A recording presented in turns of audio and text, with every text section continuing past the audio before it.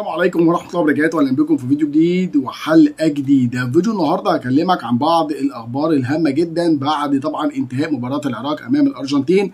المنتخب العراقي الأولمبي بيتلقى خبر صار قبل مواجهة المغرب في الجولة الثالثة والحاسمة يوم الثلاثاء القادم. كمان اكلمك كده عن اللاعب ايمن حسين وماذا قال قائد المنتخب الارجنتيني اوتاميندي عن اللاعب ايمن حسين، وماذا قالت الصحف الارجنتينيه عن اللاعب ايمن حسين. كمان من هو اعلى تقييم ما بين زملائه هو ايضا اللاعب ايمن حسين. هنوضح تفاصيل مهمه جدا بخصوص هداف العالم، وكمان عندنا تصريحات مهمه جدا لمدرب المنتخب الارجنتيني بعد انتهاء مباراه العراق والارجنتين. ولكن قبل ما نبدا كلامنا باي تفاصيل بنحب دايما نبدا كلامنا بالصلاه على افضل خلق الله، اللهم صل وزد وبارك على افضل خلق الله سيدنا محمد وال سيدنا محمد في العالمين انك حميد مجيد. ولو انت اول مره تتابعني تنزل بقى تشترك في القناه وتفعل زر التنبيهات وتضغط على زر اللايك عشان يصلك كل جديد مني باذن الله. يلا بقى نبدا، يلا بينا.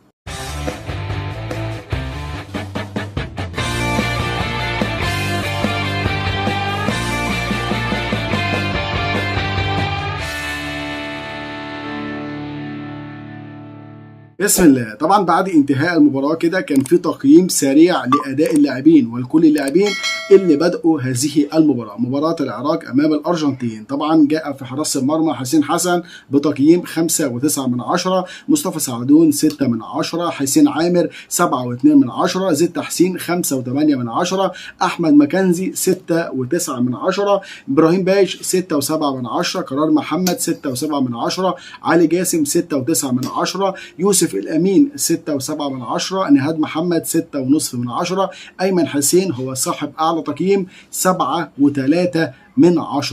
ايمن حسين دايما متالق واحرز هدف جميل جدا. حتى الصحف الارجنتينيه كده اتكلمت عن اللاعب ايمن حسين هداف العالم. اكدت الصحف الارجنتينيه ان المنتخب الارجنتيني عانى امام اللاعب ايمن حسين الذي لا يمكن ايقافه. قدر ان هو يسجل هدفه رقم 29 في 33 مباراه، والمتفوق بقى على مين؟ يعني ايمن حسين هداف العالم لعام 2024 تفوق على هالاند ومبابي وكمان هاري كين.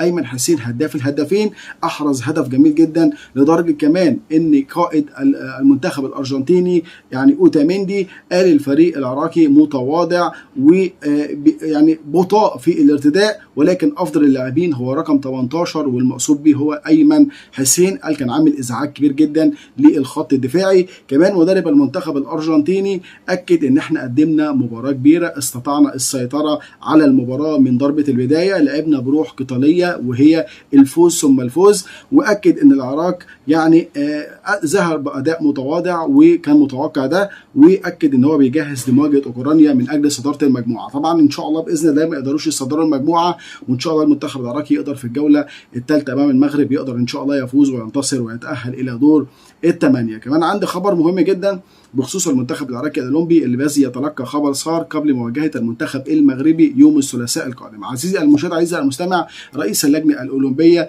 السيد عقيل مفتن تواصل مع كل اللاعبين وطلب منهم نسيان نتيجه مباراه المنتخب الارجنتيني، واكد على اهميه الفوز في الجوله الثالثه على المنتخب المغربي. واكد كمان يعني ان المباراه القادمه هتكون هي مباراه التاهل ومفتاح الوصول الى دور الثمانيه، وهيكون في مكافاه ماليه لكل لاعب 10,000 دولار في حاله تخطي المنتخب المغربي وتاهلهم الى دور الثمانيه. عايز اقول ان التحفيز لكل اللاعبين مهم جدا. طبعا احنا خلاص هنغادر بقى مدينه ليون، وعايز اقول كمان كل اللاعبين صراحه قدروا ان هم يوصلوا صوره جيده للجماهير الفرنسيه وللاتحاد الفرنسي.